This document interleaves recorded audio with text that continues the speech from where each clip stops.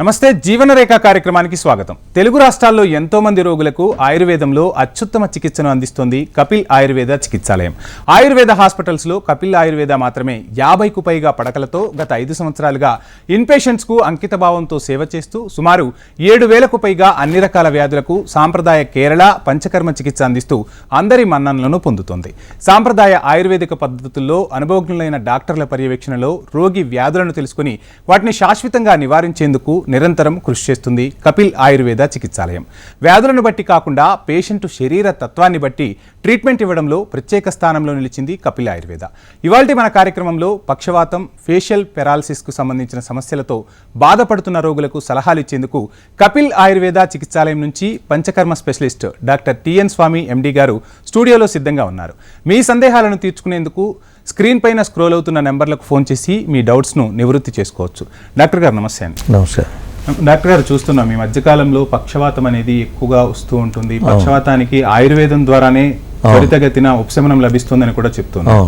So ఏ విధమైన చికిత్సా విధానం అనేది కపిల్ ఆయుర్వేదాలు? యాక్చువల్గా మొదలు దాని గురించి పెరాలసిస్ అంటే ఏంది, యాక్చువల్ పక్షవాతం అంటే ఏంది అనేది మనం తెలుసుకుందాము.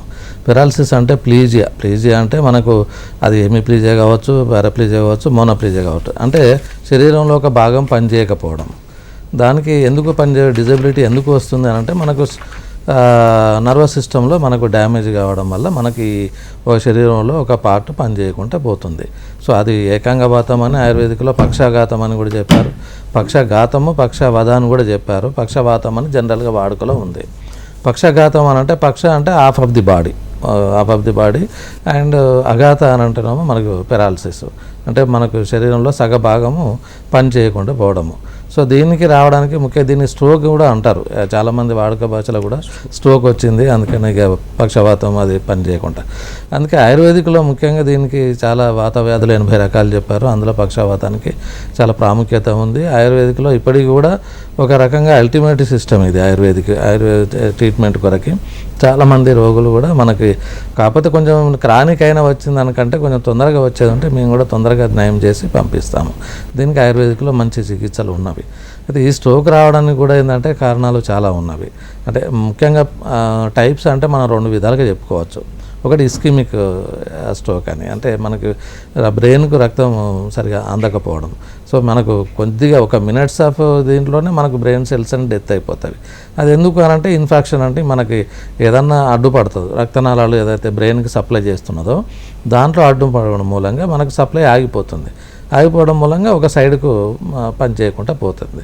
అలా కాకుండా ఏంటంటే హెమరేజిక్ అని కూడా ఒక రకంగా ఉంటాయి. అంటే బాగా హైపర్ టెన్షన్స్ యాంగ్జైటీ మూలంగా ఒక్కొక్కసారి రక్తనాళాలు చిట్లిపోయి మనకు నర్వస్ సిస్టంలో అది బ్లీడ్ అవుతుంది. దాని మూలంగా కూడా మనకు ఈ స్ట్రోక్ పెరాలసిస్ వచ్చే ప్రమాదం ఉంది. ఇది ఒక రకంగా స్ట్రోక్ ఎమర్జెన్సీ మెడికల్ కండిషన్. ఇమ్మీడియట్గా హాస్పిటలైజేషన్ అయిపోయి దానికి కావాల్సిన ట్రీట్మెంట్ కానీ దానికి కావాల్సిన పరీక్షలు కానీ చేయించుకుంటే అది ఏ విధంగా వచ్చిందన్నది చూసుకుంటే తొందరగా మనకి ట్రీట్మెంట్ స్టార్ట్ చేస్తే నయం అయ్యకుండా. ఎందుకంటే ఇది పార్షల్గా రావచ్చు, కంప్లీట్గా రావచ్చు. ఓసారి ఏంటంటే మనకు పార్సల్గా వచ్చినా కొంచెం తొందరగా నయమై మళ్ళీ వాళ్ళు ఇది అవుతుంది. రైట్ డాక్టర్ గారు, చూస్తుంటాం అంటే పక్షవాతం వచ్చే ముందు అసలు ఆ లక్షణాలు ఎలా ఉంటాయి, పేషెంట్ ఎలా గుర్తించాలి? అవును అయితే ఇది కాకపోతే కొంచెం రిస్క్ ఫ్యాక్టర్స్ ఉన్న వాళ్ళలో కొంచెం తొందరగా ఇది అవుతుంది. ముందే లక్షణాలు కనుక మనం గమనించి డాక్టర్ని కన్సల్ట్ చేసేది ఉంటే అసలు వ్యాధి రాకుండా కూడా కొంతవరకు ప్రివెంట్ చేసుకోవచ్చు. దీంట్లో ఏంటంటే మనకు కొంచెం మాటలో తడబడుతూ ఉంటుంది, తర్వాత నడకలో కూడా తడబాటు వస్తూ ఉంటుంది, కొంచెం కన్ఫ్యూజన్ అవుతూ ఉంటుంది. అట్లాగే మరుపుదనం, ఇప్పుడే ఏదో చెప్తూ ఉంటారు మర్చిపోతూ ఉంటారు, సంబంధం లేకుండా మాట్లాడుతూ ఉంటాడు. ముఖ్యంగా ఐ విజన్లో కూడా కొంచెం మార్పులు వస్తూ ఉంటాయి. అంటే బ్లర్డ్ విజన్, సరిగా కనిపించకపోవడం, ఇలాంటి లక్షణాలు వస్తూ ఉంటాయి. అట్లాగే ఇంకా వాళ్ళకు సడన్గా గేట్ అది నడక లోపల తడబడుతూ ఉంటుంది. అటువంటప్పుడు మనకు డాక్టర్ని ఇట్లా కన్సల్ట్ అయ్యేది ఉంటే మనకి ఈ లక్షణాలు ఉన్నట్లు. మళ్ళీ వాళ్ళకి ఆల్రెడీ హైపర్టెన్సివ్ కేసు అయితే ఉంటాయి, డయాబెటీస్ ఉన్నా కానీ ఇంకేమైనా రిస్క్ ఫ్యాక్టర్స్ ఉన్నా కానీ మనం దాన్ని లక్షణాల ముందు పూర్వరూపాలు అంటాం. ఇది రాకుండా మనం తొందరగా ట్రీట్మెంట్ తీసుకుంటే అసలు పక్షవాతం రాకుండా మనం ప్రివెంట్ చేసుకోవచ్చు. రైట్ డాక్టర్ గారు, ఒకప్పుడు కొంత ఏజ్ వచ్చిన వాళ్ళకే పక్షవాతం వచ్చేది, కానీ ఇప్పుడున్న పరిస్థితుల్లో ఇప్పుడున్న జీవన విధానాల్లో ఇందాక మీరు చెప్పినట్టు టెన్షన్ ఎక్కువగా ఉండటము, పని ఒత్తిడి వల్ల కూడా చాలా మంది ఈ వ్యాధికి గురవుతున్నారు. సో అసలు ఎలాంటి జీవన విధానం ఉండాలంటారు, ఎటువంటి నివారణ చర్యలు తీసుకుంటారు? అవును, ఇప్పుడున్న ప్రజెంట్ సిచ్యువేషన్ అనేది అందరికీ స్ట్రెస్ ఇది ఉన్నది. తర్వాత బాగా చాలా మటుకు చిన్న ఏజ్లోనే వాళ్ళు ఒబేసిటీ ప్రాబ్లం ఫేస్ చేస్తున్నారు. కొలెస్ట్రాల్ ఉంటుంది. కొలెస్ట్రాల్ ఉన్న మూలంగా ఏంటంటే రక్తనాళాల్లో పేరుకొని పోతుంది. దానివల్ల బ్లడ్ ఫ్లో తగ్గిపోతూ ఉన్నది. దాని మూలంగా స్ట్రోక్ వచ్చే ప్రమాదం ఉన్నది. ఈవెన్ 30-35 ఏజ్లో కూడా వస్తుంది. ఒకప్పుడు మీరు అన్నట్టు ఒక 60-70 ఇయర్స్ తర్వాత కొంతవరకు ఇది వచ్చేది ఉండే. కానీ ఇప్పుడు ఏంటంటే ఇప్పుడు జీవన శైలి లోపల స్ట్రెస్ మెయిన్, దీనికి కారణం అంతా స్ట్రెస్. దాంతోనే హైపర్ టెన్షన్ చిన్న ఏజ్లోనే వస్తుంది. దాని మూలంగా ఏంటంటే మన బ్రెయిన్ మీద ఒత్తిడి పడేసి ఈ స్ట్రోక్ రావడానికి కారణం అవుతూ ఉన్నది. ఆ పద్ధతులు జీవన శైలిలో కొంతవరకు ఎర్లీగా వాళ్ళు కనుక ఒబేసిటీ ఉన్న వాళ్ళు కానీ, కొలెస్ట్రాల్ ఉన్న వాళ్ళు కానీ, లేదంటే హైపర్ టెన్షన్ ఉన్న వాళ్ళు కానీ కరెక్ట్ ట్రీట్మెంట్ తీసుకొని డాక్టర్ని మధ్య మధ్యలో కన్సల్ట్ అయ్యేది ఉంటే మనకు ఈ స్ట్రోక్ రాకుండా మనం ప్రివెంట్ చేసుకోవచ్చు. రైట్. చాలా వ్యాధులకు కపిల్ ఆయుర్వేదాలో వైద్యం అనేది ఉంటుంది. పక్షవాతానికి సంబంధించి ఎటువంటి విధానాన్ని ఉంటుంది? పక్షవాతం వచ్చిన పేషెంట్ ఎన్ని రోజుల్లోగా కోలుకునే అవకాశం ఉంటుంది? ఇది నేను ఇదివరకు కూడా చెప్పినాను. కాకపోతే మనకు కొంచెం ఎర్లీగా వచ్చేది ఉంటే మనకు తొందరగా నయమయ్యే అవకాశం ఉంటుంది. అయితే దీంట్లో కూడా ఇప్పుడు పక్షవాతంలో కూడా మనకు కొన్ని టైప్స్ ఉన్నవి. అంటే మోనోప్లీజియా అని, హెమిప్లీజియా అని, పారాప్లీజియా అని, ఆ తర్వాత క్వాడ్రిప్లీజియా అని ఉంటుంది. అయితే ఇక్కడ మోనోప్లీజియా అంటే మనకు ఒక్కొక్కసారి ఒకటే చేయి పనిచేయదు. లేదు ఇప్పుడు ఇంతకుముందు ఫేషియల్ పెరాలసిస్ అన్నప్పుడు ఒక ఫేస్ మట్టుకే వస్తుంది, కాళ్ళు బాగానే ఉంటుంది. ఇది కొంతవరకు హెమిప్లీజియా అనేసరికి ఏంటంటే ఒక కాలు చెయ్యి అది పార్షియల్గా కావచ్చు, లేదంటే కంప్లీట్గా కూడా పేరలైజ్ అవుతుంది. అయితే పార్షియల్గా ఉన్నది కొంచెం తొందరగా కోలుకొని మేము ఇచ్చే ట్రీట్మెంట్లతో మనం నయం చేసి పంపించవచ్చు. ఒకవేళ పర్మనెంట్గా డ్యామేజ్ ఉంటే మాత్రం తొందర టైం పడుతుంది. కాకపోతే ఉన్నదానికంటే కూడా మనం బెటర్గా వాళ్ళకు లైఫ్ ఇవ్వగలుగుతాం. అంటే ఇంతకుముందు అసలే డిజబిలిటీగా ఉన్న వాళ్ళను కొంచెం వాళ్ళను నడిపించడం కానీ, వీల్ చైర్లో కానీ, లేదంటే కొంచెం సపోర్ట్తో కానీ వాళ్ళు అడుగులు వేయడం అట్లాంటిది మనం చేయించవచ్చు. ఇది మనం చేస్తున్నది. కపిల్ ఆయుర్వేదికలో ఏంటంటే ఇన్పేషెంట్ మెయిన్గా ఏంటంటే వీళ్ళకు ఇన్పేషెంట్ ఫెసిలిటీ ఉంటే మనం ఇంకా కొంచెం తొందరగా అబ్జర్వేషన్లో, డాక్టర్ అబ్జర్వేషన్లో మనం ఇప్పుడు కూడా మాకు కపిల్ చికిత్సలో ఇన్పేషెంట్ పారాప్లీజియా అంటాం. అంటే ఇది జనరల్గా ఏంటంటే ఒక్కోసారి ఇంజురీస్ వల్ల సడన్గా మనకు పారాప్లీజియా అంటే లోవర్ లిమ్స్ పని చేయకుండా పోతాయి. మెయిన్గా ఇది దీనికి స్పైనల్ కార్డ్ ఇంజురీ అవుతుంది. సో అటువంటిప్పుడు ఇప్పుడు ఒక పేషెంట్కి మేము ట్రీట్మెంట్ ఇస్తున్నాం, పర్వాలేదు, కొంతవరకు రిజల్ట్ ఉంది. సో కాకపోతే 5 years తర్వాత వచ్చాడు ఆయనకు ఈ ప్రాబ్లమ్ సాల్వ్.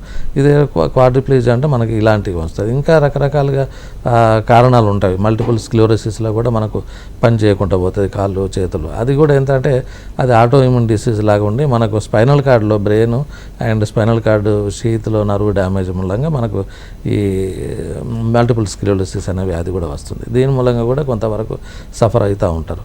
సో ఇది మనకు మెయిన్గా టైప్స్లో వచ్చినప్పటికీ మోనోప్లీజియా, హెమిప్లీజియా, పారాప్లీజియా, క్వాడ్రిప్లీజియా అంటే మనకు చేతులు కాళ్ళు పనిచేయకపోవడం. దీనికి ఆయుర్వేదిక్లో కూడా మనకు సర్వాంగవాతం అని, పక్షవాతం అని, ఏకంగవాతం అని రకరకాలుగా టైప్స్ చెప్పారు ఆయుర్వేదిక్లో కూడా.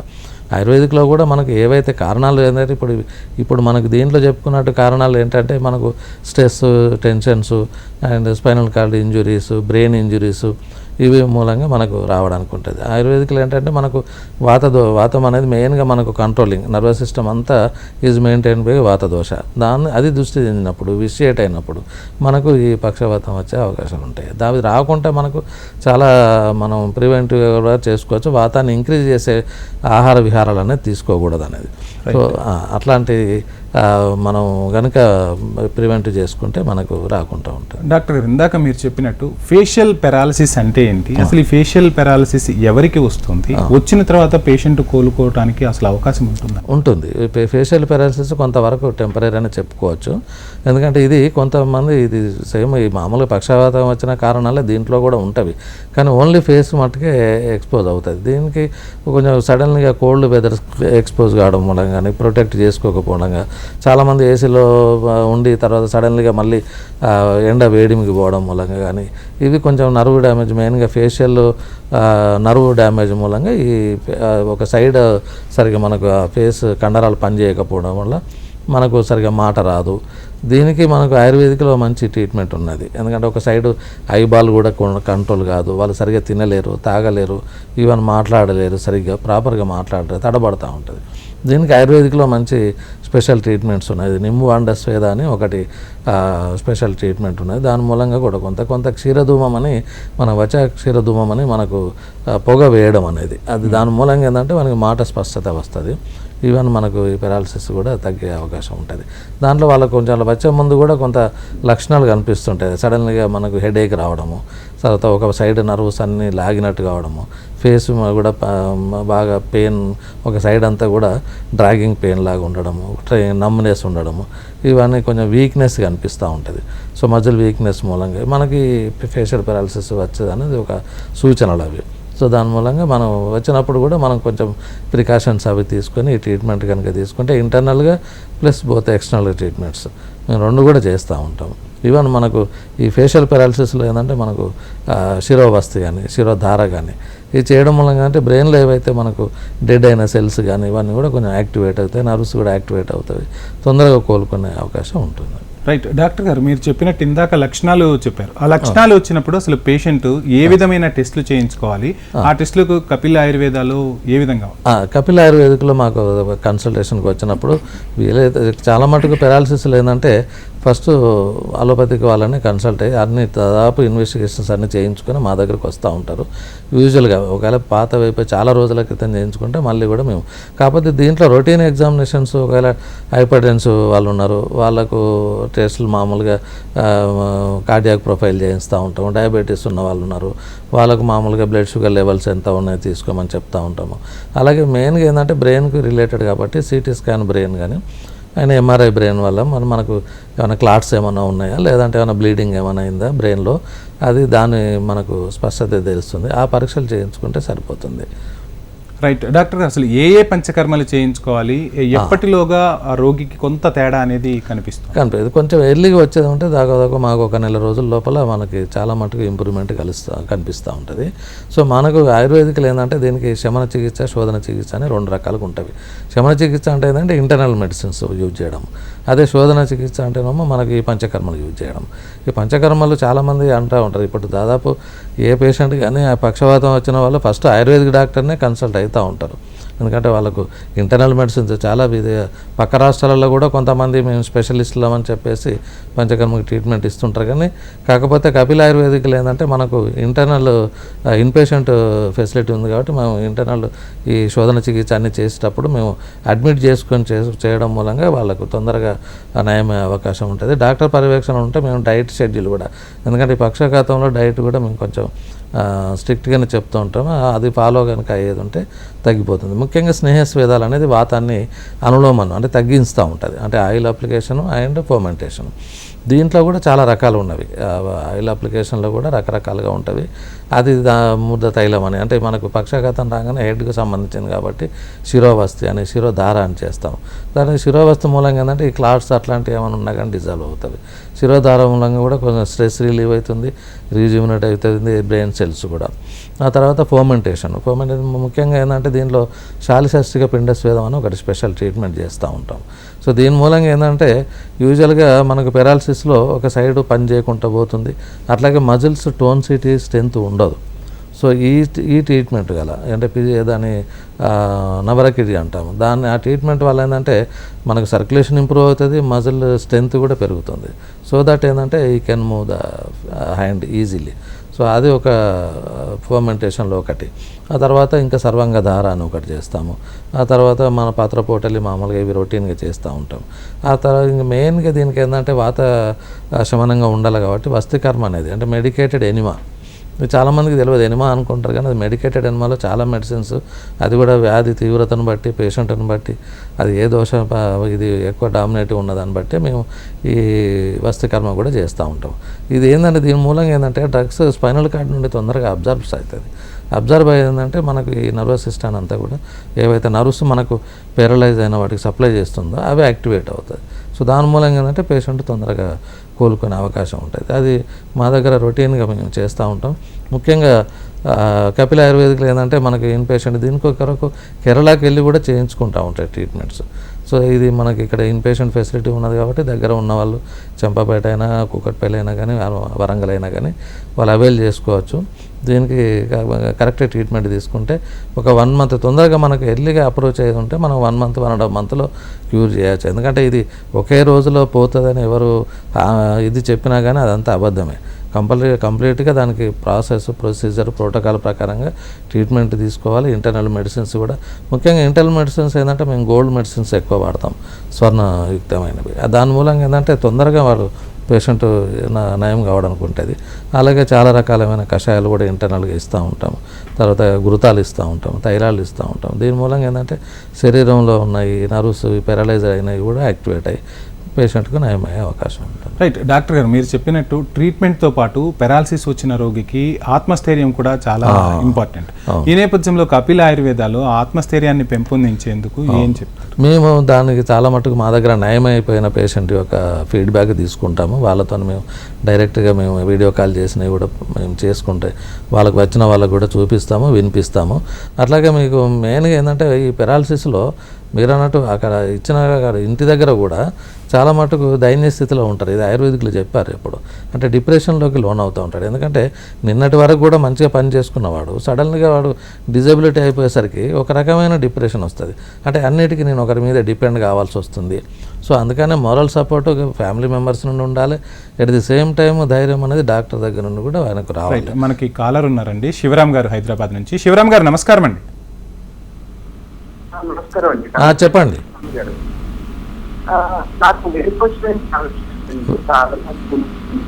అది కూడా మోకాలికి వెరికోస్ వెయిన్స్ ఉన్నాయా? ఓకే, ఇది వెరికోస్ వెయిన్స్ అనేది అంటే ఈ పక్షవాఘాతం సంబంధించింది కాకపోయినా కానీ ఏం పని చేస్తారండి? లేదండి, చెర్లపల్లి మాది అది అంటే ఎక్కువసేపు నిలబడతారా మీరు?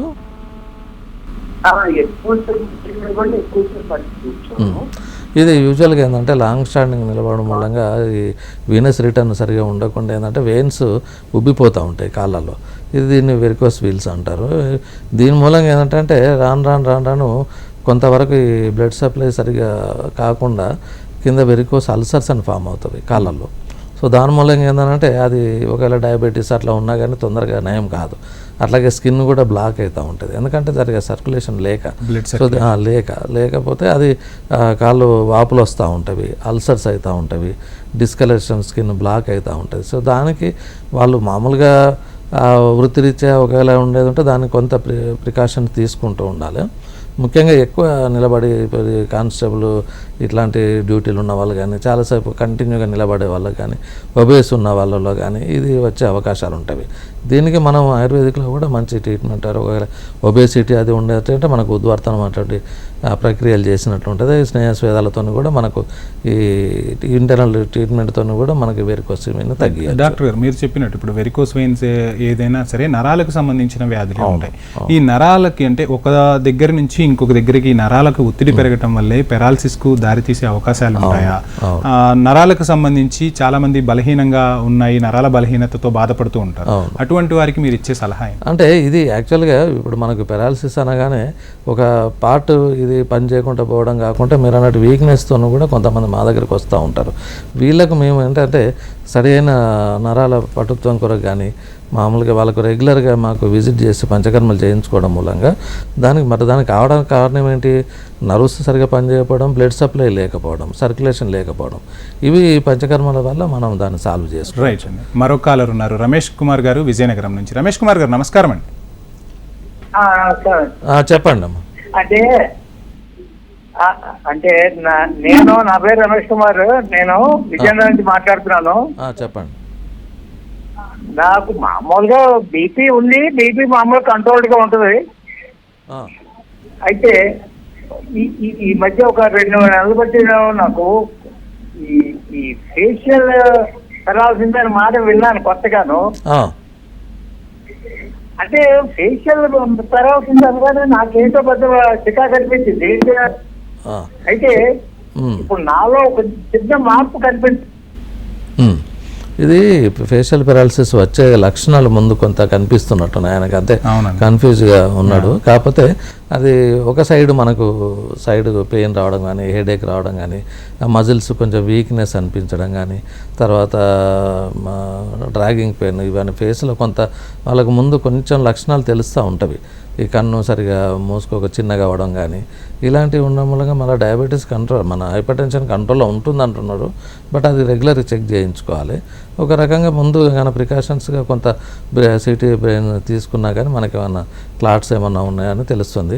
కాకపోతే వీళ్ళు ఎటువంటి వాళ్ళు ఏంటంటే సడన్గా ఈ కోల్డ్ వెదర్కు ఎక్స్పోజ్ కాకుండా ఉండాలి. అలాగే వాతాన్ని ఇంక్రీజ్ చేసే కొంచెం ఆహార విహారాలన్నీ చేసుకోకుండా ఉండాలి. రైట్. డాక్టర్ గారు మరొక కాలర్ ఉన్నారు, తిరుపతి గారు మంచిర్యాల నుంచి. తిరుపతి గారు నమస్కారం అండి.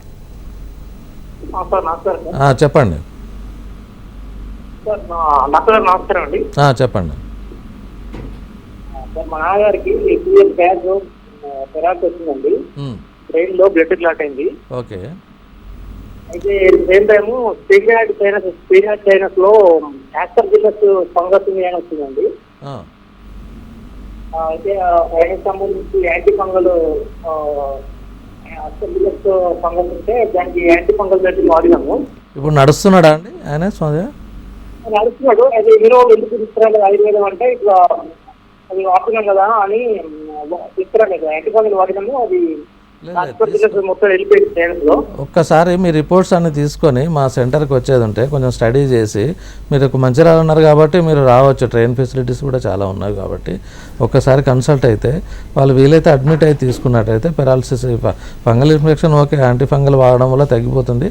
బట్ పెరాలసిస్ 2 years అయింది అంటున్నాడు కాబట్టి మన దగ్గర ట్రీట్మెంట్ తీసుకుంటే నయం అవుతుంది. డాక్టర్ గారు చాలామంది మనం చూస్తున్నాం, ఇప్పుడు వచ్చిన కాలర్తో పాటు ఇంతకుముందు కూడా చాలామంది ఏంటంటే ఒకవైపు ఇంగ్లీష్ మందులు వాడుతూ ఉంటారు. సో ఆ ఇంగ్లీష్ మందులు వాడటం అంటే ఒక ట్యాబ్లెట్ను తీసుకోవటమే కానీ ఎటువంటి మసాజ్లు కానీ ఎటువంటి ఆయిల్కి సంబంధించి కానీ వారికి వచ్చిన ఈ రోజు వ్యాయామాలు అనేవి కూడా ఉండట్లేదు. సో ఆయుర్వేదంలో ఈ వ్యాయామాలు చేయటము, ఈ ఆయిల్ మసాజ్ల ద్వారా తొందరగా పేషెంట్ కోలుకోవడానికి అవకాశం ఉంటుందా? ఉంటుంది. ఎందుకంటే వాళ్ళకు ఆల్రెడీ ఇప్పుడు మామూలుగా మోడర్న్ అలోపతిక్ వాళ్ళలో ఏంటంటే అది సిమ్టమాటిక్ ట్రీట్మెంట్ ఇస్తూ ఉంటారు. అంటే ఇప్పుడు మామూలుగా ఫిజియోథెరపీ అడ్వైజ్ చేస్తుంటారు. ఒక రకంగా ఆయుర్వేదిక్ కూడా మనకు ట్రెడిషనల్ ఫిజియోథెరపీ కిందనే లెక్క అవుతుంది. ఎందుకంటే మేము కూడా ఈవెన్ మసాజ్ చేసేటప్పుడు కూడా చాలా మటుకు అన్ని శరీర భాగాలను కూడా మేము దాన్ని ఫిజియోథెరపీ లాగానే చేయిస్తూ ఉంటాము. అండ్ వాళ్ళ దానిలో ఇచ్చేది ఏంటంటే మనకు సిమ్టమాటిక్ అంటే హైపర్టెన్సివ్ ఉంటే యాంటీ హైపర్టెన్సివ్ డ్రగ్స్ అని, బ్లడ్ థిన్నర్స్ అని ఇలాంటివి కొన్ని ఇస్తూ ఉంటారు. అంత మట్టుకే. కానీ ఆయిల్ అప్లికేషన్తో దాని తప్పకుండా మనకు సర్క్యులేషన్ ఇంప్రూవ్ అవుతుంది. ఈ ముఖ్యంగా ఈ పెరాలసిస్లు ఏంటంటే మనకు బ్రెయిన్కు రిలేటెడ్ కాబట్టి మనకు హెడ్ కొరకు మనకు కొన్ని ఇవి నస్యకర్మ కూడా మాకు చెప్పారు. ఎందుకంటే డైరెక్ట్గా మనకు బ్రెయిన్ సెల్స్ మీద పనిచేసి మనకు యాక్టివేట్ అయ్యి తొందరగా మనకు, ఎందుకంటే కంట్రోలింగ్ బాడీ అంతా కూడా బ్రెయిన్ ఉండే కాబట్టి దానికి మనకు మంచి ట్రీట్మెంట్స్ ఉన్నాయి ఆయుర్వేదిక్లో. శిరోవస్తి అని, శిరోధార అని రకరకాల ట్రీట్మెంట్స్తో ఇంటర్నల్తో మెడిసిన్స్తో పాటుగా ఈవెన్ అలోపతిక్ మెడిసిన్స్ తీసుకుంటున్నా కానీ మా దగ్గర మళ్ళీ మా ఆయుర్వేదిక్ మెడిసిన్స్ కూడా తీసుకోవచ్చు సైమల్టేనియస్గా. కాకపోతే మా అడ్వైజ్తో వాళ్ళు వాడుకోవాల్సి వస్తుంది. రైట్. డాక్టర్ గారు అసలు పెరాలసిస్ రాకుండా ఎలాంటి జాగ్రత్తలు తీసుకోవాలంటే? ఒకటే, అది చాలా మట్టుకు ఏంటంటే మనకు ఆయుర్వేదిక్లో చెప్పినట్టుగా ఈవెన్ వాళ్ళు అలోపతిక్ అయినా ఆయుర్వేదిక్ వాళ్ళు అయినా కానీ పేషెంట్కు వాతంతోనే వచ్చిందని తెలుస్తుంది. అంటే ఏజ్ రిలేటెడ్గా కానీ లేదు అంటే మామూలుగా కొంతమంది ప్రకృతి కూడా కొంచెం వాత ప్రకృతి ఉన్న వాళ్ళు కానీ వాతాన్ని ఇంక్రీజ్ చేసే ఆహార విహారాలు అనేది తీసుకోకూడదు. అంటే సడన్గా ఈ డ్రై ఫ్రూట్స్ తీసుకోవడం, బాగా కోల్డ్ ఉన్నాయి తీసుకోవడం, కొంతమంది జాగారం అంటే నైట్ ఎక్కువసేపు మేలుకొని ఉండడము, ఈవెన్ స్టార్వేషన్ వల్ల కూడా మనం వాతం ఇంక్రీజ్ అవుతుంది. సో అలాంటి స్టార్వేషన్ అంటే ఉపవాసాలు చాలామంది రెగ్యులర్గా చేస్తూ ఉంటారు. అది డైట్ అనేది అంత స్టార్వేషన్ కూడా అంటే ఉపవాసాలు చేయాల్సిన పని కూడా లేదు. దానివల్ల కూడా వాతం ఇంక్రీజ్ అవుతుంది. అట్లాగే కొంతమంది నేచురల్ అడ్జస్ట్ సపరేషన్ వల్ల కూడా మా దాంట్లో అంటే నేచురల్ కల్స్ సపరేషన్ వల్ల వాతం ఇంక్రీజ్ అవుతుందని చెప్తాం. సో అది కూడా వీలైనంత మటుకు లేకుండా చూసుకోవాలి.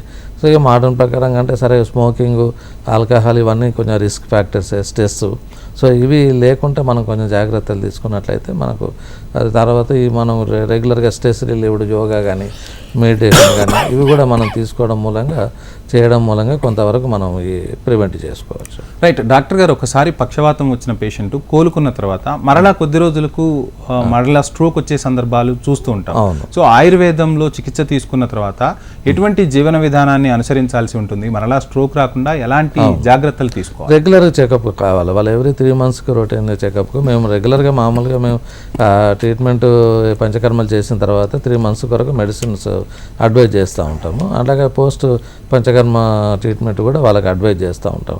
దాన్ని ఫాలో అవుతూ రెగ్యులర్గా మనం ఏవైతే పథ్యంగా ఉండాలని చెప్తామో, మళ్ళీ స్ట్రోక్ రాకుండా ఉండాలంటే ఎలాంటి ఆహారం తీసుకోవాలి, ఎలాంటి పనులు చేయాలి, ఇటువంటివి చేయడం మూలంగా ఏంటంటే మళ్ళీ వీలైనంత మటుకు రాకుండా ఉంటుంది. ఒకవేళ చెకప్ కొరకు మాకు ఏమైనా ఇంక్రీజ్ అవుతుందా డిక్రీజ్ అవుతుందా నార్మల్ ఏముందా అన్నది ఎవ్రీ 3 monthsకి ఒకటి రొటీన్ చెకప్ లాగా మాకు కన్సల్ట్ అయ్యేది ఉంటే మేము సరి అయిన సలహా ఇస్తాము. దానివల్ల మనకు ఏం ప్రమాదం ఉండదు. రైట్ డాక్టర్ గారు, ఆయుర్వేదం అనగానే మొదట స్లోగా ట్రీట్మెంట్ ఉంటుంది, స్లోగా రికవరీ ఉంటుంది అనేది ఒక అపోహ చాలా మందిలో ఉంటుంది.